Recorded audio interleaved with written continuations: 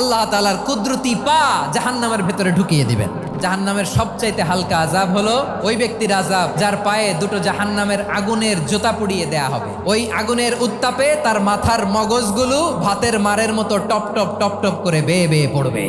এইটা যদি সবচেয়ে লাইট পানিশমেন্ট হয়, সবচেয়ে হালকা পাতলা সহনীয় আযাব যদি হয়, তাহলে ভয়ঙ্কর তোমার আযাবের কি অবস্থা হবে? জাহান্নামের অবস্থা এত ভয়ঙ্কর হবে, জাহান্নামের ভেতরে লক্ষ লক্ষ কোটি কোটি কাফির মুশরিককে দেওয়ার পরেও জাহান্নাম বলবে হালমিম মাজিদ, আরো আছে নাকি, আরো দাও, আমার ক্ষুধা নিবারণ হয় নাই।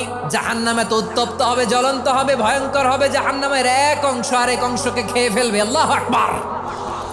জাহান্নামের রক্ষী ফেরেশতারা কি করবে তারা নিজেরাও বুঝতে পারবে না। কোনো কিছুতেই যখন জাহান্নামকে শান্ত করা যায় না, আল্লাহ তাআলা তার কুদরতি পা জাহান্নামে ঢুকিয়ে দিবেন। দেওয়ার সাথে সাথে জাহান্নাম থেকে আওয়াজ আসবে, কাত বিইজ্জাতিকা ওয়া বিকারামিকা, আল্লাহ আপনার ইজ্জতের কসম, যথেষ্ট হয়েছে, আর লাগবে না। সুবহানাল্লাহ বলেন।